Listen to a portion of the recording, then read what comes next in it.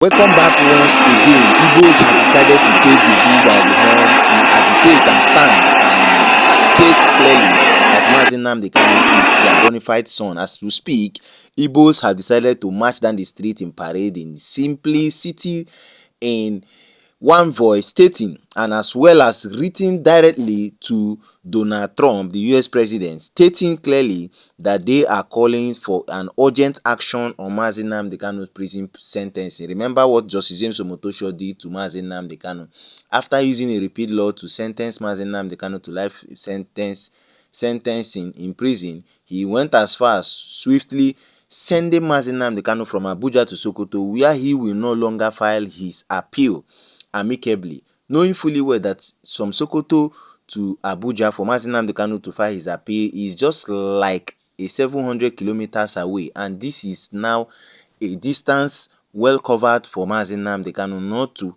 appeal that particular judgment. And this appeal is in 90 days intervals. If Mazi Nnamdi Kanu fails to appeal that judgment, which will be elapsing on the 18th day of February, that will now make Mazi Nnamdi Kanu not to appeal, and that judgment of Justice James Omotosho will stand. I'm going to be playing the video. I'm going to show you how they have started marching down without any fear nor favor, and the letter they have sent across. Now, let us go straight to the document they have sent, stating and clearly telling Donald Trump, the US president, that you need to do the needful, because with what we are seeing now, Justice James Omotosho and this government want to do harm to Mazi Nnamdi Kanu. As you could see on your screen, Igbo leaders called for urgent US intervention in Nigeria, condemn Mazi Nnamdi Kanu's life sentencing. It is obvious that they have seen it, that this is on a repeat law.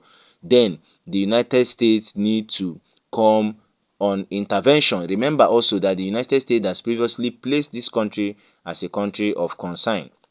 Now, in full details, the Igbo group operating under the umbrella of Igbo leaders of thought, being the ILT, has called for immediate international intervention in Nigeria, particularly from the United States, citing an imminent threat of national collapse reminiscent of the political crisis that preceded the Civil War and the 1966 pogroms against the Igbos.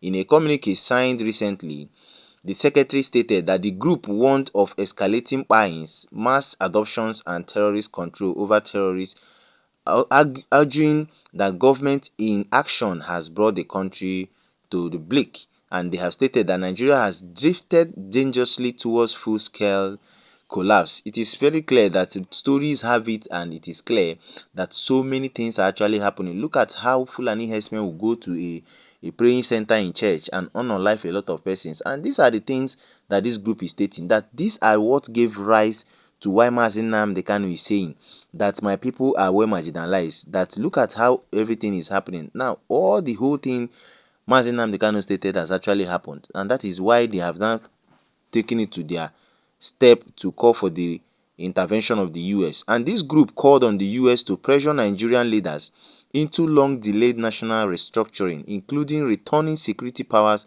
to states and regions as originally agreed under the 1967 Aburi Accord. The group emphasized that restructuring is the only way to prevent further descent into chaos.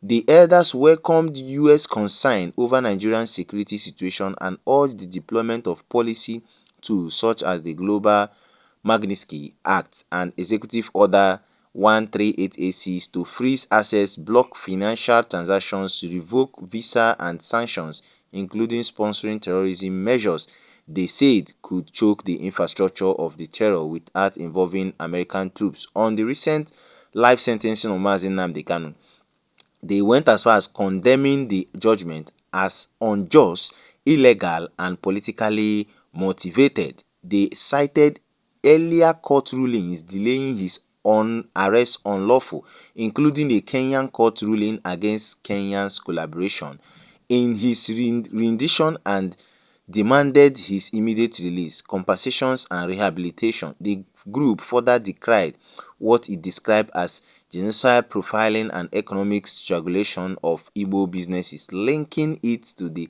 anti-Igbo policies and Fulani herdsmen. They insisted that the ideology of the Biafra will persist as long as injustice against the Igbo continue. This particular group also urged the Nigerian government to initiate serious ethnic regional dialogue to address the root causes of extremism and agitation, and warned against efforts to scapegoat the Igbos for the nation's crisis. The group concluded with a stark warning.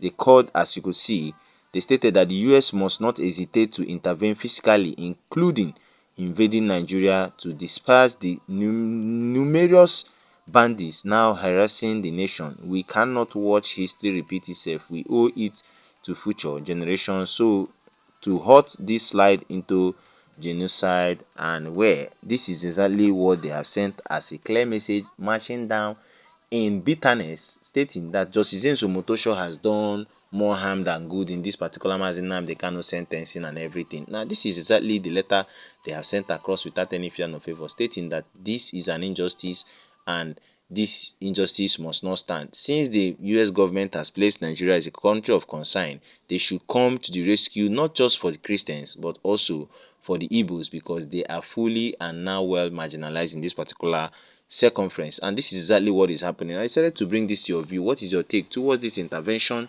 they and the Igbo group have actually called on the US to do?